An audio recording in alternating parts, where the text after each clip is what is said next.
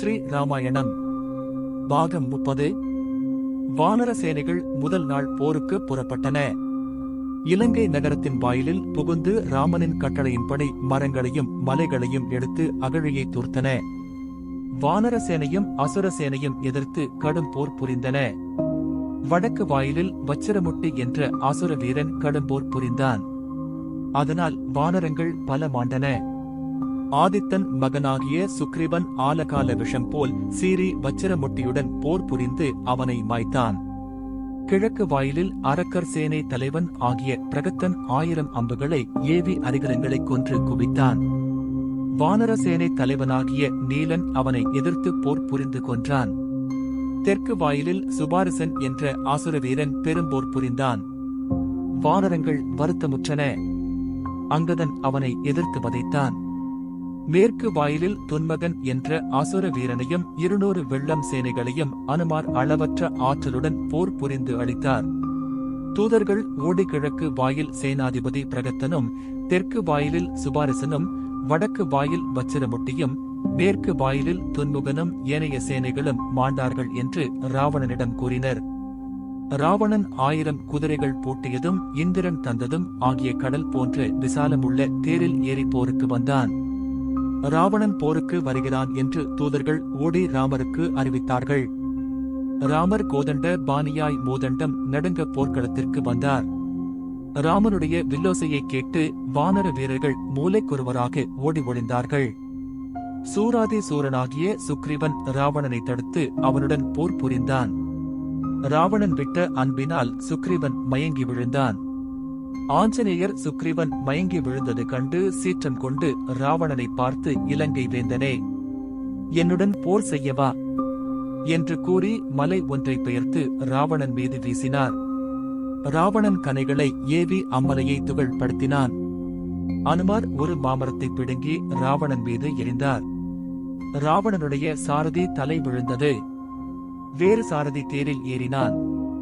ராவணன் 100 அம்புகளை ஏவா, அதனால் அனுமாருடைய திருமேனி 6 போல் உதிரம் சோர அல்லல் பட்டார்.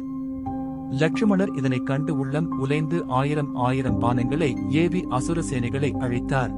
அனுமார் ராவணன் எதிரில் வந்து, இலங்கை வேந்தனே, இப்பொழுது நீயும் நானும் முஷ்டி யுத்தம் புரிவோம்.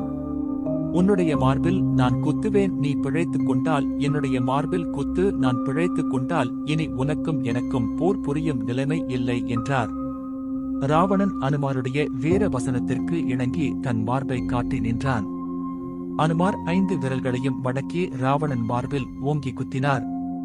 அக்குத்து நேர்மலையில் இடி விழுந்தது போல் இருந்தது. இராவணன் சிறிது நேரம் மயங்கி தயங்கி நின்றான். அனுமார் உடைய குத்தினால் துன்பத்தை அடைந்தான். தலையில் உள்ள மூளை அவனுடைய காது வழியாகவும் மூக்கு வழியாகவும் தயிர் சிந்துவது போல் வெளிவந்தது. ராவணன் அனுமாரை நோக்கி, வானர வீரனே, வலிமை என்பது ஒன்று உண்டு என்பதையும் அது உன்னிடம் இருக்கிறது என்பதை உணர்ந்தேன். நீ சிறந்த வீரன் என்பதையும் அறிந்தேன். தளர்வு என்பதையும் உணர்ந்தேன். நீ என்னை வென்றனை. உனக்கு நிகரான வீரர் 14 உலகங்களிலும் இல்லை.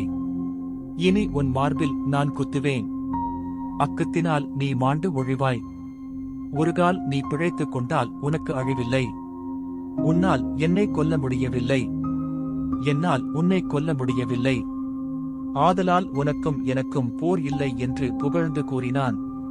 பின்னர் அனுமாருடைய மார்பிலே வஜ்ரம் போன்ற தன் 10 கரங்களால் ஓங்கி குத்தினான்.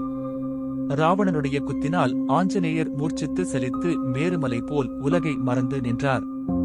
அனுமார் சலித்தது கண்டு உலகங்கள் சலித்தன. வானரர்கள் மலைகளை பிடுங்கி ராவணன் மீது வீசி கடும்போர் புரிந்தன. ராவணன் 1000 கோடி அம்புகளால் அம்மலைகளை சாம்பலாக்கினான். ராவணது போர்த்திறத்தைக் கண்டு இமையவர் வியந்தனர்.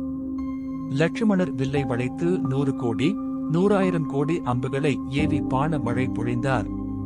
அதனால் அசுர சேனைகள் மாண்டன. ராவணனுடைய 10 கொடிய விற்களையும் துண்டு செய்தார். ராவணன் லட்சுமணரின் போர்த்திறத்தை மிகவும் வியந்து பாராட்டினான். அவருடைய கர வேகத்தையும் சர வேகத்தையும் கண்டு திகைத்தான். வீரத்துடன் நகைத்தான். ஒரு சிறந்த வேலை லட்சுமணர் மீது ஏவினான். லட்சுமணர் வேல் பட்டு உணர்ச்சியற்று வீழ்ந்தார். ராவணன் லட்சுமணனை கொண்டு போய் சிறையில் அடைக்க கருதி தன் 20 கரங்களாலும் அவரை எடுக்க முயன்றார். வெள்ளி மலையை அள்ளி எடுத்த அவனால் லட்சுமணனை எடுக்க முடியவில்லை. ஆனாலும் முயற்சியை விடாமல் அயற்சியுடன் லட்சுமணனை தூக்க எத்தனித்தான். வேறு இடத்தில் போர் புரிந்து கொண்டிருந்த அனுமார் இதை பார்த்து கோழிகுஞ்சை தூக்குவது போல் லட்சுமணரை ஒரு கையில் தூக்கிக் கொண்டு வானத்தில் பறந்து சென்றார். தன்னால் தூக்க முடியாத லட்சுமணனை ஒரு கரத்தால் எளிதாக தூக்கிக் கொண்டு போகும் அனுமாரின் ஆற்றலைக் கண்டு அரக்கர் கோமகன் அதிசயம் அடைந்தான். ராவணன் எதிரில் வந்து போர் செய்ய தொடங்கினார் ராமர். அப்பொழுது ஆஞ்சநேயர் தம் தோளில் ஏறுமாறு ராமரை வேண்டினார். ராமர் அனுமார் உடைய தோளில் ஏறி வலிமை மேவி போர் புரிந்தார். ராமரை சுமந்திருக்கும் அனுமார் வாளினாலும் கால்களினாலும் கரங்களாலும் அசுர சேனையை கொன்று குவித்தார். ராமரும் ராவணனும் மிகவும் கொதித்து கடும் போர் புரிந்தார்கள். அனுமார் ராவணனுடைய ஒவ்வொரு முகத்துக்கு முன் நின்று போர் புரிந்தார்.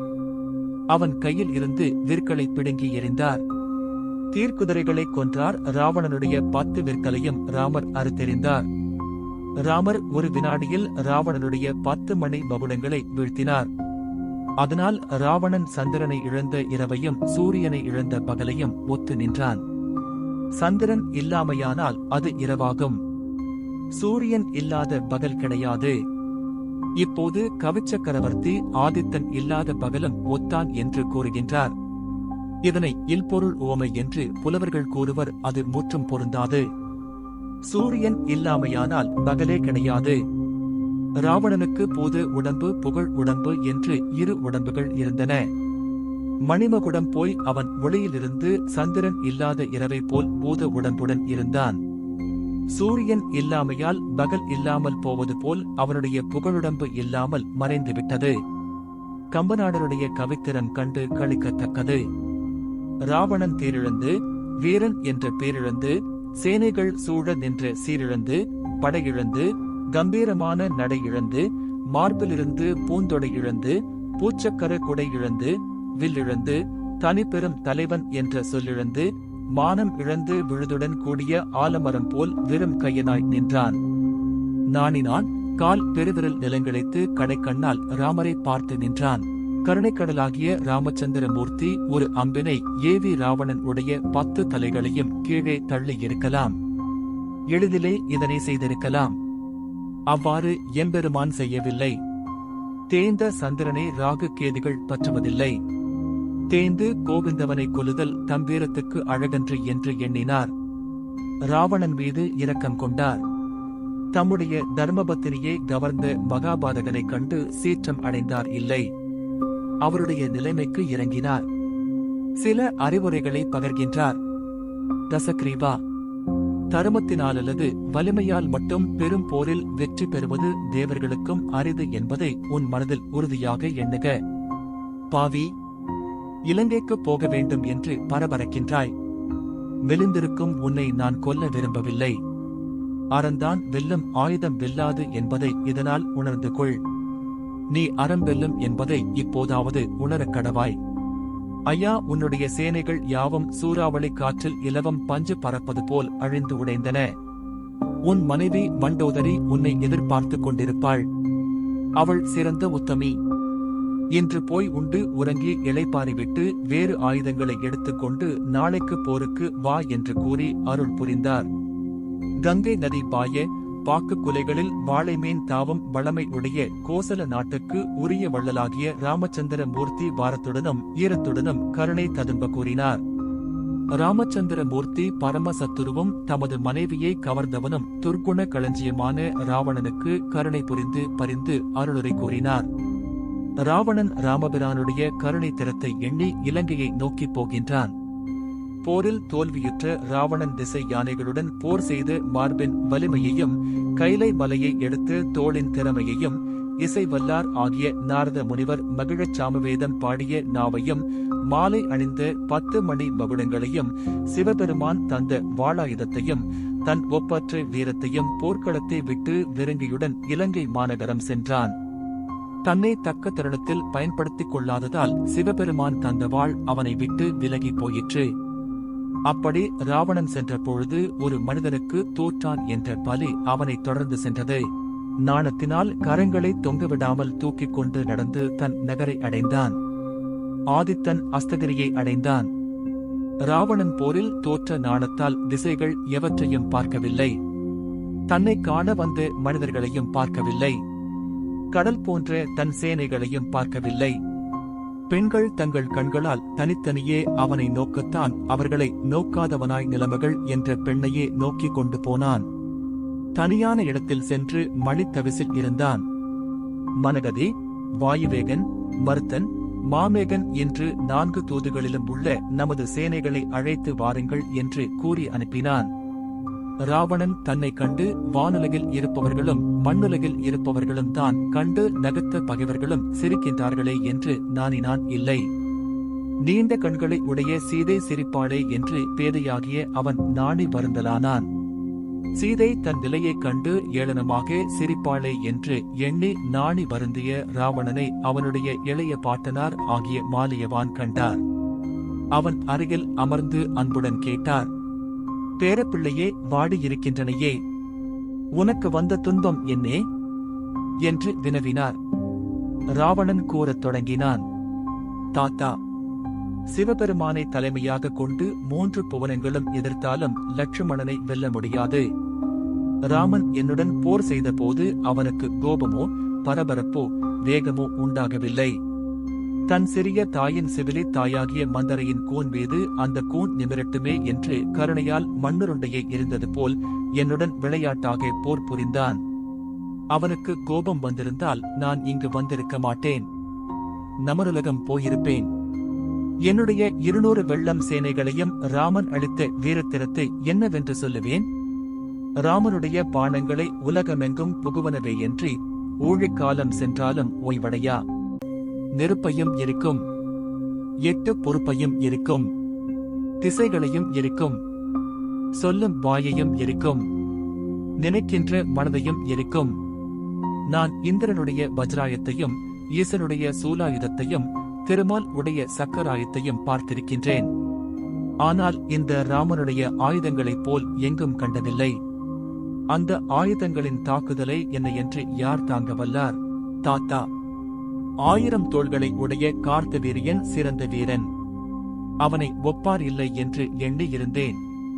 ஆனால் இப்போது இந்த ராமனுடைய காலில் உள்ள ஒரு தூசுக்கு அந்த கார்த்த வீரரியன் இணையாக மாட்டான் என்பதை உணர்ந்தேன். இராமனுடைய வலியவில் மேற்கு திசையில் உள்ளதோ, கிழக்கு திசையில் உள்ளதோ, மூலத்திசைகளில் தான் உள்ளதோ, வடக்கே உள்ளதோ, தெற்கே உள்ளதோ என்று இன்னும் நான் உணர்ந்தேன் இல்லை. ஒரு புலவருடைய சொல் வேகத்தைக் காட்டிலும் அவன் வில் வேகம் இருந்தது. ராகவனுடைய போர்த்திறன் வேகத்தையும் அவருடைய திருமேனி நலத்தையும் சீதை பார்த்து, என்னையும் மன்மதனையும் பார்த்தால் நாங்கள் நாய்க்கு சமானம் ஆவோம். எனக்கு நாசகாலம் வந்தபோது நல்லதொரு பகையை பெற்றேன். இதுதான் இன்று நிகழ்ந்தது என்று தன் தோல்வியை கூறி ராவணன் வருந்தினான். இதைக் கேட்ட மாலியவான் பேரக்குழந்தையே, முந்தியே உனக்கு அறிவுரை புகன்றேன். இராமனுடைய பகை கூடாது. ராமன் உலக நாயகன். அவன் மனைவியை விரும்புவது நெருப்பை உள்ள நினைத்த புழுவின் தன்மையாகும். ஆதலால் சீதாதேவி கற்புக்கனல். அப்பெருமாட்டியை விரும்புவது பெரும் பாவம். நீ சீதையை சிறைவிட்டு அவனுடைய கருணையை பெறுவாயாக. இதனால் அசுரர் குலம் வாழும் என்று இன்னுரை கூறினார். அந்த சமயத்தில் மகோதரன் என்று முதலமைச்சர் அங்கு வந்தான். அவன் மாயையில் வல்லவன், தீயவையே புரிகின்றவன். ராவணனை பார்த்து, ராவணேஸ்வரா, அச்சம் ஒருவனை அழிக்கும்.